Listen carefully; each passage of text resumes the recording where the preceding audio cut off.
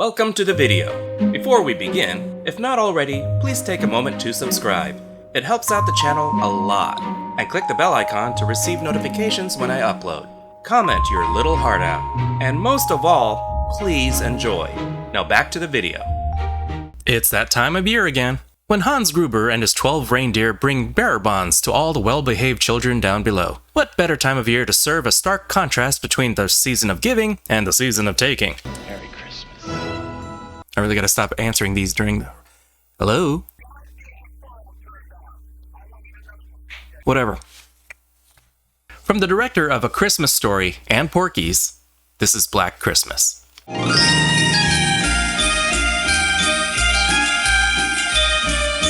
We open with a drunken Steadicam operator on a panty raid, but the open front door is not an option. Margot Kidder is Barb, the fun one. The sorority is having a Christmas party. Andrea Martin is Phil, but who invited Gene Shalit? Our mystery guest climbs into the sorority house attic. Oh, that Belushi. The house phone rings, and Jess answers, played by Olivia Hussey. She gets an obscene phone call. It was much more personal back then. Now you just skip the middleman and send a wiener pic. But before, you just had to call up and describe it. The call is pretty creepy and unsettling. You suck! Oh, hey, language! This is far too filthy for YouTube. Hello, suck this and MF and kiss my big black stuff and suck it. I'm going to kill you. Well, that escalated quickly. Mrs. Mack, the house mother, returns from her penguin audition just in time to keep the girls out of trouble. Claire is separated from the group, and she's stalked by sinister dry cleaning.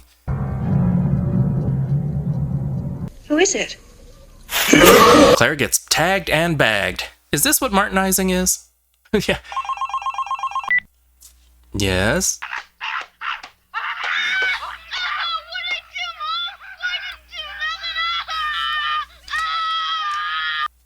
Put it on, put it on. The intruder takes Claire's body to the attic. Wouldn't want to cause a panic now, would we? Booze. Andy Dufresne really hit the sauce after Shawshank. You girls are just too good to me. Oh, we're just keeping you drunk and compliant. Jess's boyfriend calls. Nothing's the matter. I love you. I know. Oh, I love it when you talk like Han Solo. This woman is in charge of young girls. Think about that. Wait, if this is mouthwash, why is she hiding it? The glad press and seal killer strikes again. I get older, they stay the same. Heh. Get moving, you perv! This is Claire's father, waiting to pick her up. But, you know, she's still wrapped up. The original bad Santa. Bitch. Pops drops by the sorority looking for her and possibly scores a date? But I'll be glad to give you a ride. Giggity. Here, kitty, kitty, kitty, kitty, kitty. I swear this cat's name gets more screen time than the actual cat itself.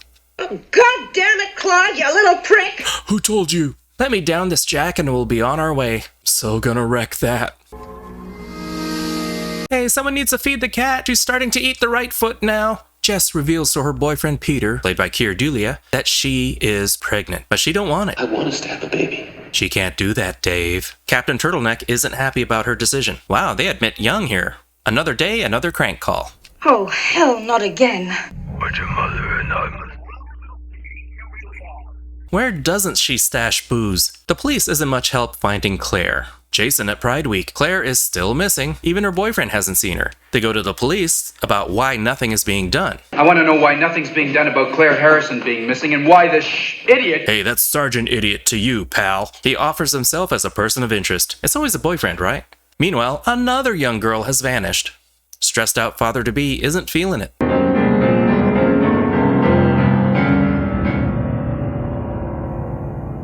That was Cat on a Keyboard. I call this one Tuning the Piano. Mrs. Mack isn't the only lush in the house. Unfortunate vision of things to come. The next time you run out of things to talk about at a party, bring up this. There's a certain species of turtle that can screw for 3 days without stopping. Not only will the conversation get more lively, you will get less invitations in the future. I guess the recital didn't go well. Hey, that gives me an idea for a new song. Any news? Yes. Yeah, someone murdered a grand piano. I think the cameraman was just locked out and too embarrassed to ring the doorbell. Yo! You do that. Finally, some action! A search party is organized, but if John Saxon is involved, it's probably not looking good. Oh boy, the cadaver dogs are getting a treat later. Yeah, report to me no matter how small the body part you find. Oh god, he skipped the torso and going for the throat. No wonder Claude doesn't come when called. He's got food up here for days. Mrs. Mack looks for the cat in the attic. Sounds like a Dr. Seuss thing. Mr. Griswold, you up here? And she does find Claire, still fresh with just a few cat bites missing. I guess booze isn't the only thing she's hooked on now. They find a body, but it's not Claire, thank God. Oh, but it's still a missing girl. So sad, so sad. Another crank call, blah, blah, blah, car warranty. I'm looking for a friend of mine. He's supposed to be there. His name's Michael Hunt. Captain Turtleneck just lets himself in whenever, I guess. They really want us to believe that this could be the killer. For the first time, they finally report the obscene phone calls to the cops. Not that they expect any help or anything. Well, miss, we're very busy here. There's been a child murdered in the park. I think if he pushes harder, he'll grow horns. Peter tries talking Jess into marriage and having the baby. Okay, you push a baby out your pee hole and we'll talk. Oh, I think I just broke something saying that out loud. You can't ask me to drop everything I've been working for and give up all my ambitions. You stay home with the baby while I make terrible music. I think you better leave. So, last chance to get married? No? Okay. See you tomorrow. To address the crank phone calls, the police arrive and bug the phones. The toilet cameras are strictly a precaution, in case the crank calls are related to the missing girl or the dead one. Tap this phone so that when it rings, it'll ring at the station house. Girls, can I show you something? See the car outside? Yeah. 2 more payments and it's all mine. Now this is a sorority movie. John 2 Phone Saxon. Hey, I should get a 3rd phone. You know dead bodies don't just rot at the head, right? I saw that on Forensic Files once. Yeah.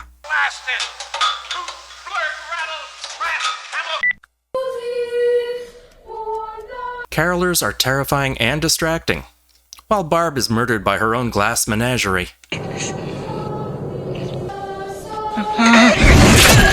Dead girl upstairs, dead girl upstairs, dead girl upstairs.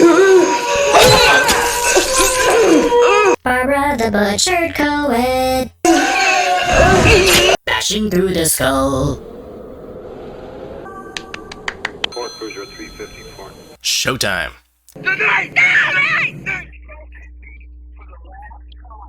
Phil checks in on Barb. Still dead? Check. But now with company.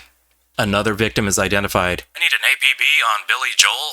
Yet another call, but this time the call is long enough to trace. And here's the big shock. The calls are coming from inside the house. This may sound a little familiar. There was a similar reveal in the movie When a Stranger Calls in '79. Both of these movies were adapting the babysitter urban legend by having you check the children, the callers coming from inside the house. Jess is in danger since her police protection is outside leaking Tabasco. The caller is in the house. When notified of the source of the phone calls, Jess doesn't freak out. Instead, she goes deeper into the house looking for her friends. Phil! Bob! Oh, please answer me! We can't. We're dead. And then she finally comes face to eyeball with the killer.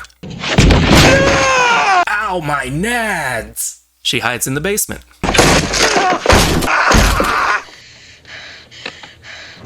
Plumber. Telegram. Flowers. Candygram. While hiding, someone lurks outside. Oh, look who it is. I know that turtleneck anywhere. Once again, Peter just lets himself in. Give me the poker. I'm not gonna kill you. I just want to bash your brains in. Did that come out wrong? Finally, we're getting to the final confrontation. All that drama, build up about the baby, marriage, and leaving nothing for the police but the aftermath. Which is about right. All that happened off screen. The cops find Jess, and Peter's dead. Do they call paramedics? Take her to the hospital? No, they just tuck her in upstairs. I guess crime scene meant something different back then. They even sedate her so she can't tell them what happened. It's assumed Peter is their man. Case closed. It's Miller time. Just kick back around our sleeping victim. Smoke if you got him. Now what's happening to this guy? I want this to be about me. Ugh. Help me get him downstairs. He's got to go to the hospital. Oh, they take him to the hospital. This entire house is a crime scene. Maybe it was Peter. Maybe it's all wrapped up. But we hear the killer, implying he's still alive. And maybe they'll find these bodies when the weather gets warmer. Hello? Y'all shoot Uriah! Y'all shoot Uriah! Thanks for calling.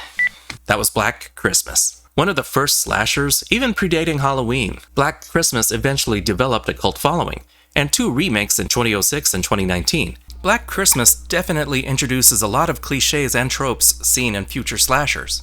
Black Christmas focused less on how they died, but rather the death itself. A good portion of the movie builds these characters up, and lets you know these are not just meat for a grinder. They come across as more real people than you would tend to find in a slasher, rather than the disposable, empty victims. That makes early segments in the movie slow by today's standards, often taking on a very soap opera-like tone. With this type of character building, the death scenes have a little more impact. The fact that Jess is very independent, considering an abortion, being at the center of a horror movie, kind of makes it feel like this is a punishment angle. Don't have sex, don't do drugs, or else you get killed in a slasher. You know she's not a virgin. Not your typical final girl. The killer is a mystery from beginning to end. No clues to any identity, motive, or appearance. Not showing him too much, not even getting any information about him whatsoever, really dehumanizes and demonizes this guy. All we see is his eye most of the time, which is pretty scary. A villain that you can't understand makes him seem that much more intimidating. On the one hand, he's so cartoony and weird that it gets silly, like he's trying too hard to be crazy. But that level of commitment in the performance makes it really unnerving. The role of Peter was originally offered to Malcolm McDowell. I feel like they made a good compromise. The cops are also comically incompetent. Even John Saxon is surrounded by buffoons. I don't think they help at all in the movie. No showdown between the killer and final girl. That's ballsy. A slasher movie that isn't really focused on the slashing, but rather the victims and the aftermath. And it's not your traditional slasher. The violence is more subtle, more implied most of the time. Final attack is left to the imagination. It doesn't take a rocket scientist to figure out what happened. The ending just kind of feels incomplete. The studio wanted a more definitive ending, but Bob Clark fought for that ambiguity. Black Christmas is 3.5 Bs. Its unique, pre-formulaic structure differs from more traditional slashers. A memorable killer, but the plot really depended on incompetent cops and questionable choices by the characters. If the calls are coming from inside the house, go outside. It's not hard. Thank you so much for watching. Like, subscribe, comment the bell, you know, the usual YouTube stuff. This is theNewBee, and I'll see you later, kids. And Merry Christmas.